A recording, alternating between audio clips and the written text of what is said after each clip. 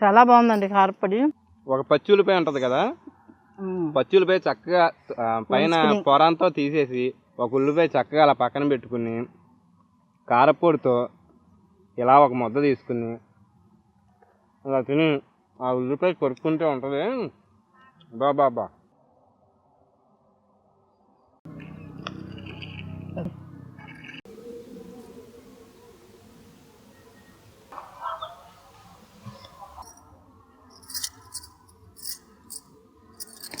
అందరికీ నమస్కారం అండి.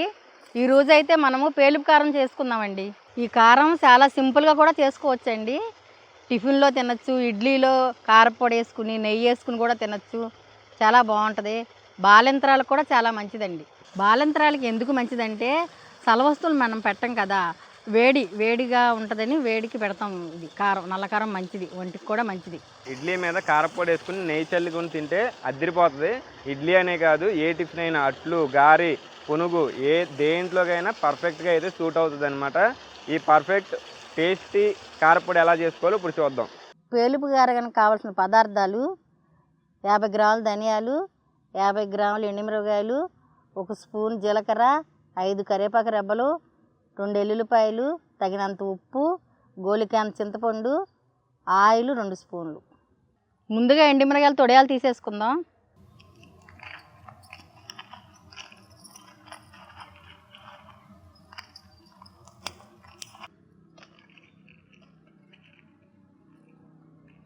ఎండుమిరపకాయలు ఇలా 3 ముక్కలు చేసుకుందామండి, త్వరగా ఏగిపోతాయి ఎండుమిరపకాయలు.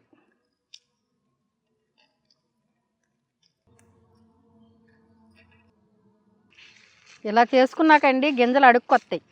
గింజలు అడుక్కొచ్చినాక ముందు మనం ఎండుమిరపకాయలు వేపేసుకుని కొంచెం వేగినాక గింజలు వేసుకోవాలండి, లేకపోతే గింజ మాడిపోద్ది. చూసారా, ఇలా అన్నాక గింజలన్నీ పక్కకు వచ్చేసినాయి. చిన్నని బాణీ పెట్టేసుకుందాం. అలాగే అమ్మా. నూనె వేసుకుందామండి, కానీ నూనె ఎక్కువ పోయకూడదు. 1 స్పూనున్నర 2 స్పూన్ల లోపే పోయాలి. ఎందుకమ్మా? కారం ముద్ద అయిపోద్ది నూనె ఎక్కువైతే. పొడి పొడి ఆడాలి, ముద్ద అయిపోద్ది కారపొడి. అంటే మన కారపొడి పొడి పొడిగా ఉండాలి, నూనె తక్కువ వేసుకోవాలి. నూనె పోసుకుందాం. నూనె వేడెక్కిందండి, ఎండుమిరపకాయలు వేసేసుకుందాం. ఓన్లీ పైన ఎండుమిరపకాయలు అయితే వేసుకుంటున్నాం. ఇంకో గింజలు చూసారు కదా, ఈ గింజలు అయితే పక్కన పెట్టుకుందాం. కొంచెం ఎండుమిరపకాయలు వేగిన తర్వాత అంటే ఈ గింజలు వేసుకుందాం, లేకపోతే గింజ మాడిపోద్దండి ముందే వేస్తే. ఇదిగోండి, ఈ విధంగా వేగినాక గింజలు వేసుకోవాలండి. గింజలు అయితే వేసుకుందాం. ఇప్పుడు మిరపకాయలు అయితే వేగిపోయినాయండి, తీసేద్దాం. ధనియాలు వేపుకుందామండి. ఈ కలర్కి వచ్చినాక జీలకర్ర కూడా వేసి కొంచెం దోరగా వేపేద్దామండి. జీలకర్ర, ధనియాలు, జీలకర్ర అయితే దోరగా వేగిపోయినాయండి. చూడండి, ఈ విధంగా వేపుకోవాలి ధనియాలు, జీలకర్ర. తీసేద్దాం, ఇంక దించేద్దాం. కరివేపాకు కడిగి ఆరబెట్టుకున్నామండి.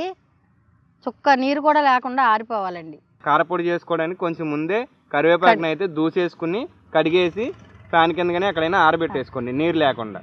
అలాగే మనం నూనె కూడా ఇంకెక్కడా వాడట్లా, ఓన్లీ ఎండుమిరపకాయల దగ్గర మాత్రమే 1.5-2 స్పూన్ల వరకు నూనె వాడాం. మిగిలిందంతా నార్మల్గానే వేపుతున్నాం. చూసారుగా, ఇప్పుడైతే కరివేపాకు వేపుకుందాం. నూనె అయితే వేసుకోకూడదండి కరివేపాకుకి, పొడి పొడిలాడదు లేకపోతే నూనె వేసుకుంటే. ఇలా తిప్పుకుంటూ ఉండాలండి, లేకపోతే మాడిపోతుంది. అయిపోయింది, దించేసుకుందాం. కరివేపాకు కూడా వేగిపోయింది. ఇవ్వండి, పెళ్ళపెళ్ళలాడుతుంది చూడండి, ఇలా కరకరలాడాలి. ఎల్లుల్లిపాయలు రేకలు ఒలుసుకుందాం. ఎల్లుల్లిపాయలు ఇలాగా రేకలు ఇలా ఒలిసేసుకోవాలండి. ఇప్పుడైతే కారపొడి దంచుకుందామండి. మనం ముందుగా వేపుకున్న ఈ దినుసులన్నీ రోట్లో అయితే వేసేసుకుందాం. మీ దగ్గర మిక్సీ ఉంటే కనుక మిక్సీలో వేసుకోవచ్చు. తగినంత సాల్ట్ వేసుకోవాలండి.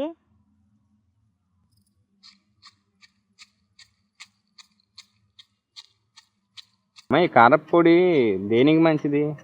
ఈ కారపొడి ధనియాలేమో పైచానికి మంచిది, ఎండుమిరగాయలు వేడికి, కరివేపాకు కళ్ళకి మంచిది, ధనియాలు పైచానికి. అదే ఈ కారపొడిలో కూడా మంచి పోషక విలువలే కలిగి ఉన్నాయి. 3 మంచివే, 3 కూడా మంచి పోషక విలువలే. కాకపోతే జ్వరం వచ్చిన వాళ్ళు కూడా తింటే మంచిది. నోరు చేదుగున్నా చేసినా బాగుంటది కారపొడి నోటికి. నోటికి జ్వరం వచ్చినప్పుడు నోరు చేదుగా ఉన్నప్పుడు కారపొడి చేసి పెట్టేదాను కదా. కారం కారం కారంగా ఈ ధనియాలు కూడా జ్వరం వచ్చినప్పుడు పైచానికి ఇంకా మంచిది. నోరు బాగున్నప్పుడు వికారంగా ఉన్నా బాగుంటుంది, తింటే మంచిది. చక్కగా ఈ కారపొడిలో కొద్దిగా నెయ్యి వేసుకుని వేడి వేడి అన్నంలో తింటే చాలా బాగుంటది. ప్రతిరోజు కొద్దిగా ఏంటంటే మనం అన్నం స్టార్ట్ చేసేటప్పుడు కొంచెం వేడి అన్నంలో కొద్దిగా నెయ్యి వేసుకుని కారపొడి వేసుకుంటే, నెయ్యి వేసుకోవచ్చు, పప్పు నూనె వేసుకోవచ్చు. నువ్వు పప్పు నూనె వేసుకుంటే ఇంకా అది కూడా బలమే. బాలింతరాలు నువ్వు పప్పు నూనె వేసుకుని తినాలి, నెయ్యి వేసుకోదు కాబట్టి. నువ్వు పప్పు నూనె అలాగే చేసుకుని పెట్టుకుంటే ఉన్న కూరలు లేకపోయినా గానీ, పొద్దున పూట ఒకవేళ చట్నీలు ఏమన్నా చేసుకోలేనప్పుడు పనికొత్తది. పిల్లలకి ఏమన్నా టైం అయిపోయినా, ఆఫీసులకు టైం అయిపోయినా చక్కగా ఇది కొద్దిగా వేసేసి మనం బాక్స్ లో పెట్టేసినా, లేదంటే టిఫిన్ గా తినేసేలా పెట్టేసినా కూడా మనకి స్పీడ్ గా అయితే అయిపోతుంది అనమాట. చింతపండు కూడా ఎందుకు వేస్తున్నామంటే, చింతపండు కూడా అయితే కొంచెం పుల్లగా ఉంటుందని లైట్ గా వేస్తాం. మామూలుగా అయితే చింతపండు కూడా వేసుకోరు, బాలింతరాలకి అయితే చింతపండు వేయరు. మామూలుగా మనం చింతపండు వేసుకుంటే కొంచెం పుల్లగా తగులుతుంది అని వేయటమే. వేసుకోకపోయినా పర్వాలా, వేసుకోకపోయినా అంటే ధనియాలు ఎక్కువ ఉంటున్నాయి కదా, సరిగ్గా సమానంగా ఉంటున్నాయి కదా, సరిగ్గా ఇంకా కారం ఉండదు మనకి. ఎన్ని రోజులు నిల్వ ఉంటుందమ్మా ఈ పచ్చడి? ఇది ఎన్నాళ్ళైనా ఉంటుంది నిల్వ, కాకపోతే ఎక్కువ మనం ఒక 4 రోజులు నిల్వ పెట్టుకుంటే టేస్ట్ ఉంటుంది. ఉన్న కొద్ది కారం తగ్గిపోద్ది. కాదమ్మా, ముందు ఈ టేస్ట్ కి నిల్వ ఉంచేలాగా మనం ఉంచాలిగా. ఎన్ని రోజులు నిల్వ ఉన్నాయి టేస్ట్ కి మనం అయితే ఉండదులేండి, వెంటనే అయిపోతుంది 3-4 రోజులు. కరివేపాకు కూడా అందుకే 5 రెబ్బలు వేసుకున్నాం. ఎక్కువ వేసుకుంటే మళ్ళీ కరివేపాకు కారం కింద వద్దని టేస్ట్ కి. కరివేపాకు స్మెల్ కూడా బాగుంటదని వేసాం. అరోమా వచ్చి కరివేపాకుది ఇప్పుడు ఆల్రెడీ దంచుతుంటేనే అసలు ఈ ధనియాల స్మెల్, ఆ కరివేపాకు స్మెల్ అసలు గుమాయించకూడుతుంది ముక్కుకి. జీలకర్ర స్మెల్, జీలకర్ర కూడా దోరగా వేయించుకోవాలండి, లేదనుకో నలగదు, సాగుతుంది. అది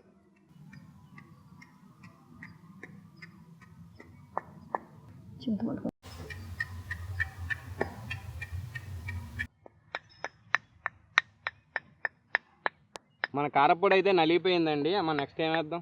చింతపండు వేసి కొంచెం నలగొట్టితే పుల్లగా ఉంటుంది. చింతపండు వేద్దాం. కారపొడి ఇలా నలిగిపోయిన తర్వాత చింతపండు అయితే వేసుకోవాలి. ముందే వేస్తే చింతపండు నలగదండి కారం. చింతపండు అయితే నలిగిపోయిందండి. ఇదిగోండి చింతపండు అసలు ఎక్కడా ఉండలేదు, చూసారా పొడి ఆడుతుంది. చింతపండు నలిగిపోయింది చూసారా, ఎక్కడ చింతపండు లేదు, పొడి ఆడుతుంది. ఇదిగోండి ఇప్పుడైతే కొంచెం పక్క తీసుకుని కొంచెం ఉంచుకుని ఎల్లుల్లిపాయ వేసుకుని నూరుకోవాలండి. అంతా పట్టదని, చిన్న రోలు కదండి, అందుకనే కొంచెం తీసుకుని ఎల్లుల్లిపాయలు వేసుకుందామండి. మిక్సీలో అయితే పట్టేద్దాం, మొత్తం వేసుకోండి. ఇలా కారపొడిలోనే వేసేసుకుని తిప్పేసుకోండి. అది అంటే చిన్న రోలు కాబట్టి మేము కొద్దిగా పక్కకి తీసి ఎల్లుల్లిపాయలు అయితే నలగొడుతున్నాం. ఎల్లుల్లిపాయలు అయితే మేము పొట్టు తీసుకోలేదండి, మాకు రేకగా పొట్టుగా ఉంటే అందంగా ఉంటుందని తీయకుండా ఉంచేసామండి. వెల్లుల్లిపాయలు అయితే వేసుకుని దంచేసుకుందాం.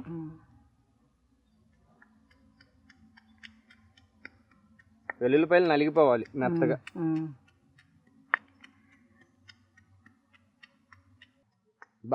వెల్లుల్లిపాయ వేసాక అసలు కారపొడి స్మెల్ అయితే వస్తుందండి, చాలా బాగుంది. అసలు ముక్కుకి గుమాయించి కొట్టేస్తుంది.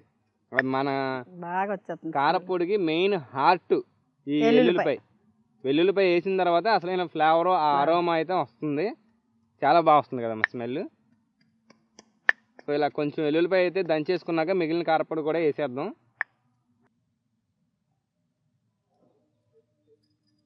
కారపొడి అయితే రెడీ అయిపోయిందండి, తీసేసుకుందాం. ఎంత పొడిలాడుతుందో చూసారు, ఎల్లుల్లిపాయ వేసినా కూడా. ఇదైనా ఎల్లుల్లిపాయ వేసాం కాబట్టి ఆ ముద్ద లైట్గా వస్తుంది. కొద్దిగా ఆడితే ఇంకా ముద్ద కూడా ఉండదు, ఇంకా పొడి ఆడుతుంది.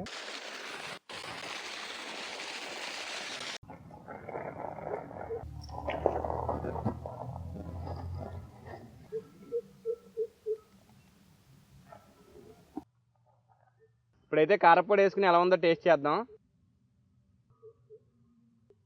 ఇలా కారపొడి వేసుకుని పైన ఒక్క నెయ్యి చుక్క కానీ పప్పు నూనె చుక్క కానీ చూడండి అట్లా వేసుకుంటే చాలా బాగుంటుంది.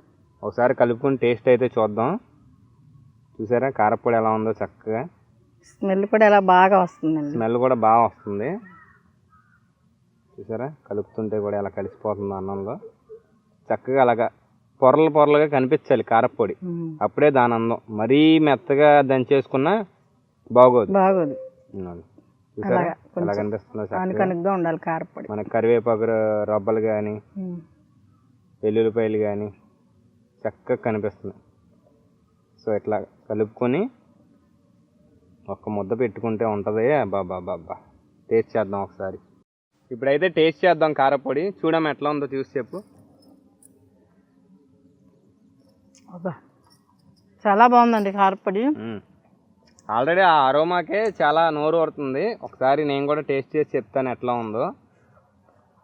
చక్కగా ఇట్లా కారపొడి మీ ఇష్టం, మీరు ఎట్లా కలుపుకుంటారు, లైట్గా కలుపుకుంటారు, ఒత్తిగా కలుపుకుంటారు, మీ ఇష్టం. ఇలా తీసుకుని చక్కగా చాలా బాగుందమ్మా. బాగుంది కారపొడి టేస్ట్. అలా అన్ని పాలల్లో వేసుకుని సమపాళ్ళలో చేసుకుంటే అసలు కారపొడి చాలా బాగుంటుంది. ఒక పచ్చి ఉల్లిపాయ ఉంటుంది కదా, పచ్చి ఉల్లిపాయ చక్కగా పైన పొరంతో తీసేసి ఒక ఉల్లిపాయ చక్కగా అలా పక్కన పెట్టుకుని కారపొడితో ఇలా ఒక ముద్ద తీసుకుని అలా తిని ఆ ఉల్లిపాయ కొరుక్కుంటే ఉంటుంది. బాబా మనకంటే ఇప్పుడు ఉల్లిపాయ అవైలబుల్గా లేదు కానీ చాలా బాగుంటుంది. కారపొడి అయితే చాలా బాగుందండి. మీరు ఇంట్లో సేమ్ అమ్మ చెప్పిన కొలతలతో యాజ్ తీసి ఫాలో అయ్యి ఇలా కారపొడి చేసుకుంటే మాత్రం మీకు కూడా ఇలాగే టేస్టీగా అయితే వస్తుంది. ఒకసారి కన్ఫామ్గా ట్రై చేయండి. చక్కగా చేసుకుని పక్కన పెట్టుకుంటే ఇడ్లీలోకి బాగుంటుంది, దోశల్లోకి బాగుంటుంది, పునుగుల్లోకి బాగుంటుంది. మనం ఉప్మా ఉంటుంది కదా, ఉప్మాలో కూడా చల్లుకోవచ్చు. బీప్ రవ్వ ఉప్మా అయినా, తెల్ల రవ్వ ఉప్మా అయినా, గోధుమ రవ్వ ఉప్మా అయినా, ఏ ఉప్మా అయినా సరే చక్కగా పైన ఇలా చల్లుకుని తింటే చాలా బాగుంటుంది. అలాగే అన్నంలో, వేడి అన్నంలో ప్రతిరోజు ఒక ముద్దలో కొద్దిగా నెయ్యి వేసుకుని కలుపుకొని తిన్నా బాగుంటుంది. ఇంట్లో కూరలు కానీ ఏమీ లేనప్పుడు కొంచెం ఒక ముద్ద వేసుకుని తినేసినా కానీ కడుపు చల్లగా ప్రశాంతంగా ఉంటుంది అన్నమాట. సో ఏమా మిరపకాయలు అయితే మీరు కారం తక్కువ కావాలంటే కొంచెం తగ్గించేసుకోండి. కారం తక్కువ తినేవాళ్ళు అంటే కొంచెం తగ్గించేసుకోండి. మిరపకాయలు తగ్గించుకుంటే ఒక 10 కాయలు తగ్గించుకుంటే చాలా 50 గ్రాములు సరిపోద్ది. కారం అయితే మాకు పర్ఫెక్ట్ సరిపోయింది. మాకైతే అన్ని సరిపోయినాయి. అంటే కారం ఎక్కువ తినేవాళ్ళు ఉంటారు కదా, వాళ్ళు చూసుకుని వేసుకోండి. కారం అయితే పర్ఫెక్ట్గా ఉంది. సో అదనమాట వీడియో నచ్చితే కనుక ఖచ్చితంగా లైక్ చేయండి, షేర్ చేయండి, ఛానల్ సబ్స్క్రైబ్ చేసి ఫాలో అవ్వండి, కామెంట్ కన్ఫర్మ్గా చేయండి. Thank you. చాలా బాగుందండి కారపొడి. తింటే మీరు వదలరు.